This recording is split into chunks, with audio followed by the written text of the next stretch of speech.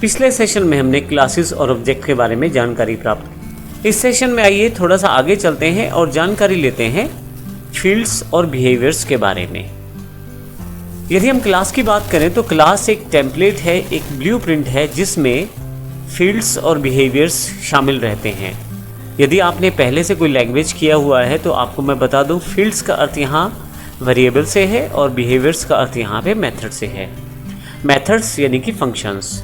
C++ में हम functions प्रयोग करते हैं, जबकि जावा में हम मेथड्स का प्रयोग करते हैं। इसके अतिरिक्त मैं ये भी बता दूं कि फील्ड्स का अर्थ यहाँ पे वेरिएबल से है। और यदि आपने पहले से कोई लैंग्वेज नहीं भी किया हुआ है तो आइए हम विस्तृत रूप में जानते हैं कि वेरिएबल्स क्या हैं और मेथड्स क्या हैं, अर्थात फील्ड्स और बिहेवियर्स है क्या। यदि हम जावा में क्लास की बात करें तो क्लास में दो चीज़ें शामिल रहती हैं, फील्ड्स और बिहेवियर्स।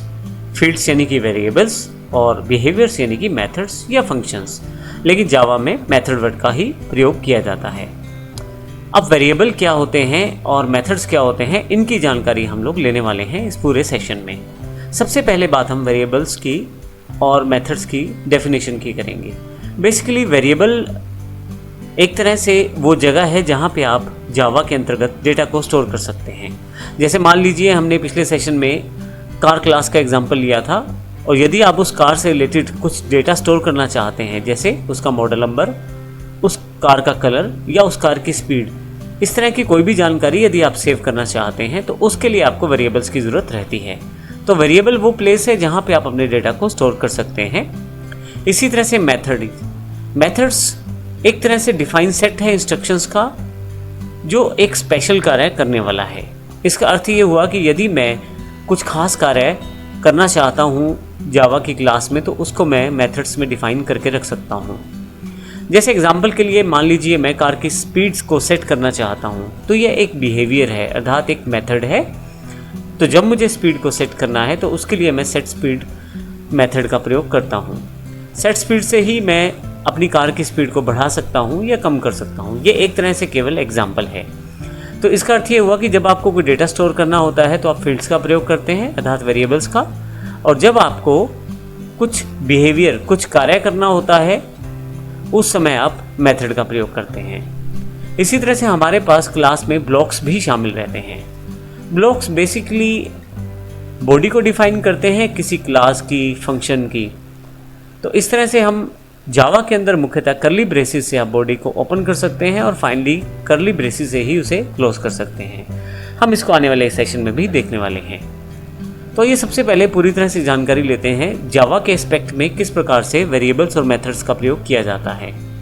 यहाँ हमारे पास यदि आप लेफ्ट साइड देखें तो क्लास एक कार दी गई है। यहाँ पे दो ऑब्जेक्ट बनाए गए हैं, ऑब्जेक्ट नैनो और ऑब्जेक्ट मारुति। यदि हम यहाँ क्लास की डेफिनेशन देखें तो यहाँ पे ब्लॉक का प्रयोग किया गया है। जावा में क्लास शुरू करने के लिए क्लास वर्ड का यूज़ करेंगे, जो कि पहले से डिफाइंड एक कीवर्ड है, और यहाँ मैंने क्लास का नाम कार रख दिया है। इसके अंदर डेटा स्टोर करने के लिए मैंने कलर और इंटीजर मॉडल नंबर, दो चीज़ें मैंने यहाँ पे ली हैं वेरिएबल्स के रूप में। हालांकि अभी डेटा टाइप की बात हम आने वाले सेशंस में करेंगे, लेकिन यहाँ मैं अभी तक की जानकारी के लिए बता दूँ, कलर क्योंकि एक टेक्सचुअल इन्फॉर्मेशन है, जैसे कि रेड, ब्लू, ग्रीन इत्यादि को मैं टेक्सचुअल फॉर्मेट में सेव कर सकता हूँ, इसके लिए मैंने स्ट्रिंग लिया है। जबकि मॉडल नंबर जैसे 2007, 2010 इत्यादि को मुझे स्टोर करना है, नंबर है, इसलिए मैंने इंटीजर लिया है। अभी अगर यदि आप स्ट्रिंग और इंटीजर को नहीं समझ पा रहे तो कोई बात नहीं, आपका अभी जो मुख्य कार्य है वो कलर और मॉडल नंबर को समझना है। तो कार क्लास के अंतर्गत हमने दो वेरिएबल बनाए हैं, कलर और मॉडल नंबर। यदि इस कार के ऑब्जेक्ट बनाए जाएं, जैसे हमने यहाँ पे कार का एक ऑब्जेक्ट बनाया है नैनो, तो मैं इस नैनो वाले ऑब्जेक्ट में डेटा को स्टोर कर सकता हूँ इन वेरिएबल्स का प्रयोग करते हुए। इसके लिए मुझे डॉट का प्रयोग करना है। यदि मैं नैनो डॉट कलर करके कुछ वैल्यू पास कर दूं तो यहाँ पे मेरे पास वैल्यू इंसर्ट हो जाएगी। इसी तरह से मैंने मॉडल नंबर को स्टोर करने के लिए नैनो, जो कि मेरे ऑब्जेक्ट का नाम है, डॉट, फिर मुझे उस वेरिएबल में जहाँ डेटा स्टोर करना है जो कि मॉडल नंबर है, उसमें मैंने 2007 स्टोर कर दिया है। तो ये जो डेटा स्टोर हुआ है रेड और 2007, ये नैनो ऑब्जेक्ट के अंतर्गत स्टोर हुआ है। इसी तरह से यदि मैं एक और ऑब्जेक्ट क्रिएट कर लूँ मारुति, तो इसमें मैं यहाँ पे मारुति डॉट कलर और मारुति डॉट मॉडल नंबर से डेटा को स्टोर कर सकता हूँ। तो इस प्रकार आसानी से मैं वेरिएबल्स के साथ अपने डेटा को स्टोर कर सकता हूँ। तो इस सेशन में हमने जानकारी ली एक्चुअली फील्ड्स या वेरिएबल्स हैं क्या और वो किस प्रकार से प्रयोग किए जाते हैं।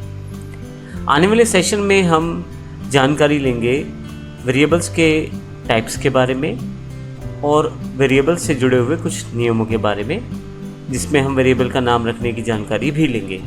लेकिन इसके साथ हमें मेथड की जानकारी भी होनी चाहिए। तो आइए नेक्स्ट सेशन में पहले मेथड की जानकारी ले लेते हैं। धन्यवाद।